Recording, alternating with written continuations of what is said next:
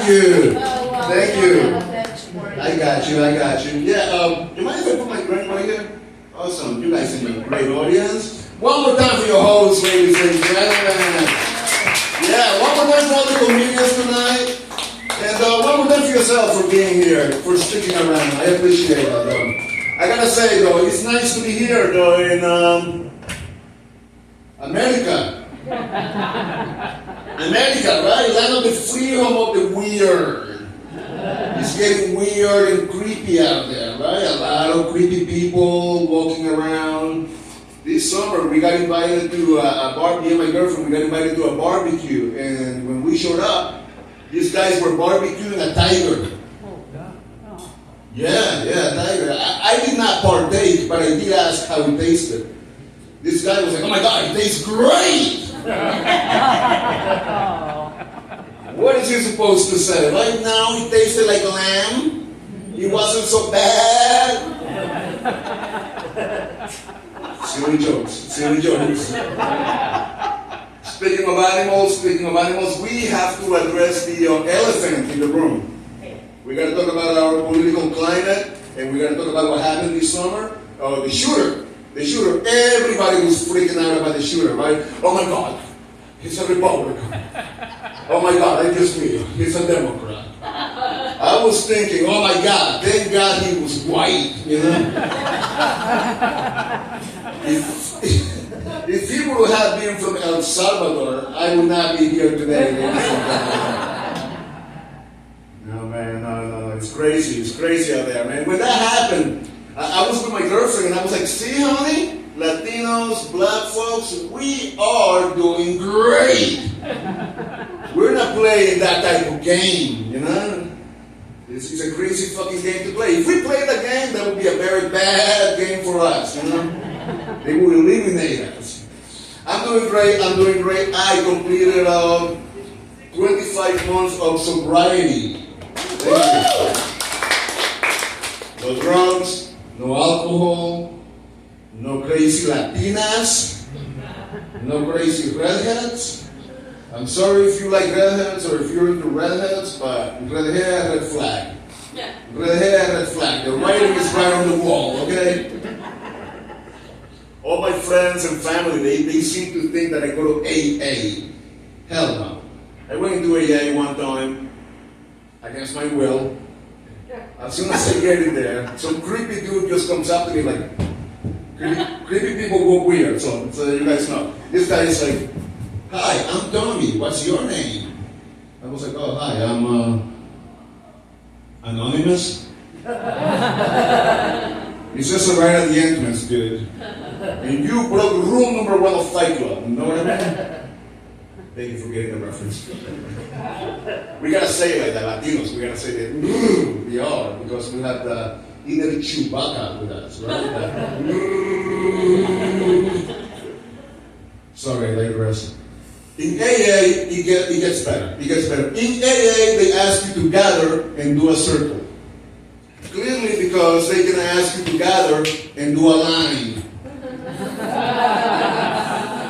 I see my crowd over here.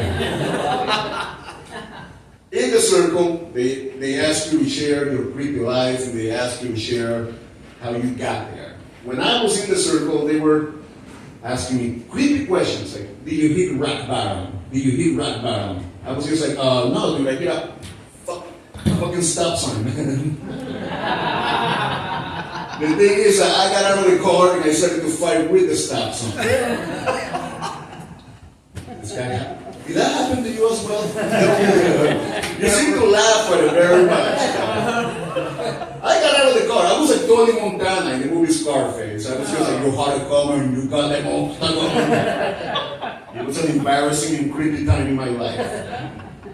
Be that as you may, I do miss smoking la marijuana.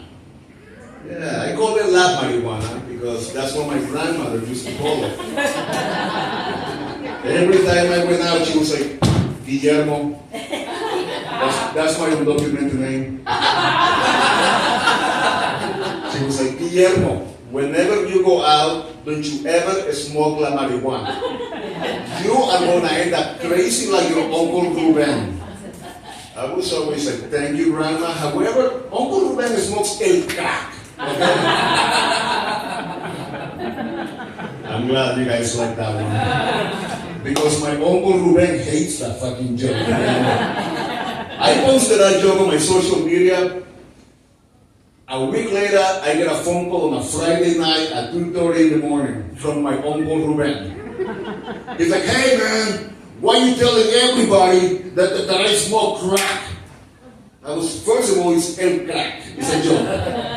Second of all, what are you doing up on a Friday night at 2:30 in the morning? Sounds to me like you need to go somewhere and gather in a circle. Or Uncle Ruben, right? Yeah, man. Now that I'm sober and I have dealt with all that monkey in my back and I got through it, I do support the war on drugs. I do. Strongly. However, I'm on the side of drugs. I'm not in the losing end of the stupidest war that was ever created. Right? Think about it. A complete failure, $1 trillion since 1974, millions of people incarcerated, all for a guy doing this. Got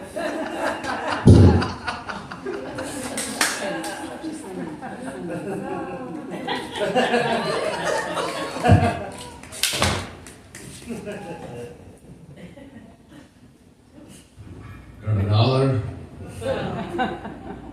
Some of you may not laugh at that, but I think it's funny that a guy on drugs won the war on drugs. Okay?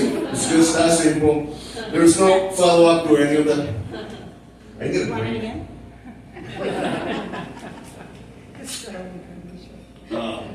I'm dating now, and it's going really good.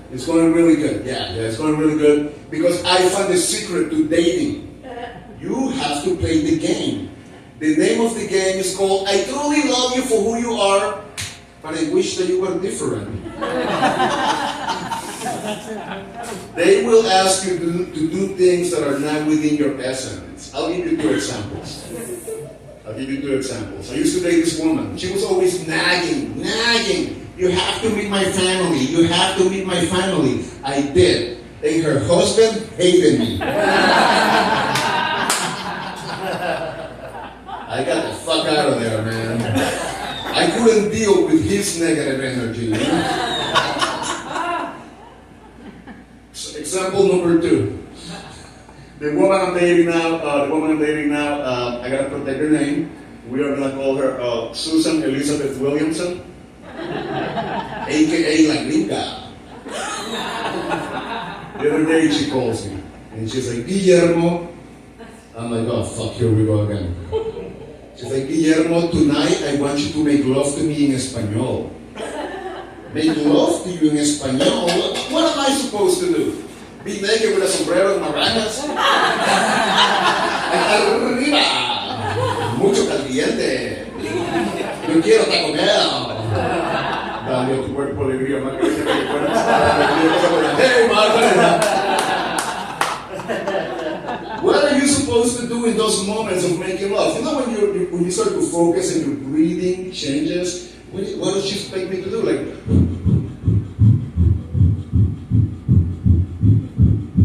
la Mega 97.3 FM, es poder caliente, yo que digo, todo el mundo con vuelta al mercado, y Don Francisco, mucho amor.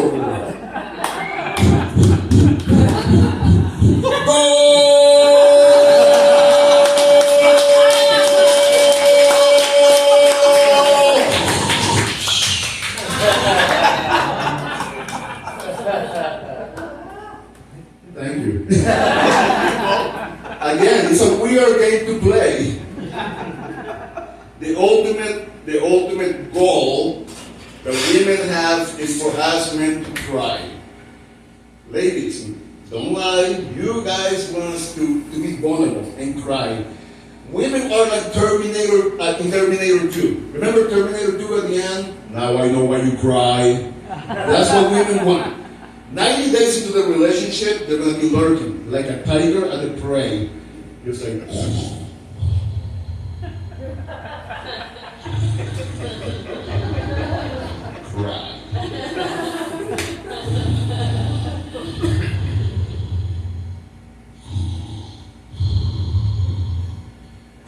bitch. And then you cry. Then you cry, and it's so good the fact that you cry, because we're men, and we don't cry. We hold that shit in. And then you cry. You cry so much that you call your father. You're like, Dad! How come the Terminator figured out why men cry?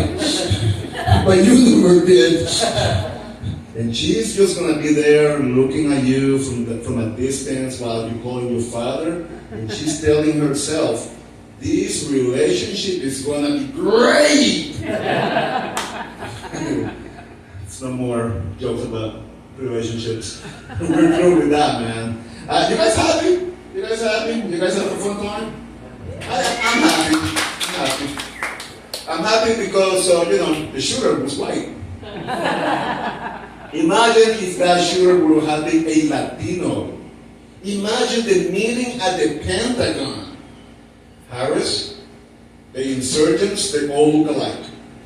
They are all a threat. We will begin by bombing Mexico, Guatemala, Honduras, Nicaragua, Costa Rica, Panama, El Salvador, Colombia, Venezuela, Ecuador, Peru, Brazil, Chile, Argentina, Paraguay, Uruguay, Dominican Republic, Cuba, and Puerto Rico. Harris, did I say they were all Mexican countries? Yes, Johnson, you did. We will continue with the Bronx, LA, Miami. I'm just happy that he was not Latino. I think we need a radical change in this country, right? We need a total radical change, right? I think it's time for a young, handsome Latino president. You guys agree? I think so. We need a Latino president, right? He's going to live long enough to legalize cocaine. Right? You guys are not down with that? I get it. No, man, he's going to be like President Cocaina. His Build Back Better plan. Imagine that. Free healthcare, free college, 4 kilos per familia. Nobody's going to be broke, man. It's going to be like an episode of Oprah out there. You get a kilo, you get a kilo, you get a kilo, you get a kilo. Oh, man. Imagine that, everybody going crazy, hot tap on drugs. Just like now. Just like now. Oh, man, I forgot the next joke. No, man, it's a crazy time to be alive, man, and I'm just glad that some of us are doing what we love, and that you guys are part of it. I'm really happy for that. Really happy for that. So, I got about a few minutes left, and let me just leave you with something, and I gotta be clear about this. I am not the guy from the movie Apocalypto. Thank you for getting the reference. If you haven't watched the movie Apocalypto, it's a movie directed by Mel Gibson with a bunch of guys that look like me, chasing each other through the jungle, naked, with a fucking machete, okay? However, the other day, I'm walking through Times Square, just minding my own business. Out of nowhere, I hear, oh my God, it's him! It's him, the guy from the movie Apocalypto. I played right along with him. I took photos with them.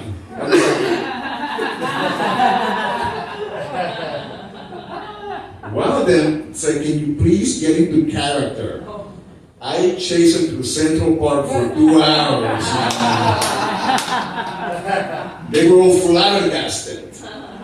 That's a nice word, right? Flabbergasted. That's a white people word. You hear that around Christmas time, Christmas party, right? You heard that Mike and Veronica are getting divorced?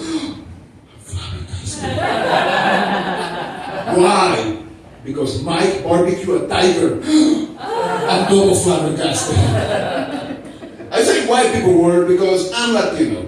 And we cannot pull it off. We cannot say it. Even if they gave us a movie, like a Quentin Tarantino movie, like a Mexican drug deal gone bad. Imagine that. Montana, we got double crossed by my cousin. He shot me in the leg. I know, Miklo, I know. The two of you grew up together as vatos locos. Simon, I'm flabbergasted, homie. Ladies and gentlemen, that's my time. My name is Romero. You can follow me at Will Romero Comedy. And thank you so much for sticking around one more time for your host and for putting this together. Thank you.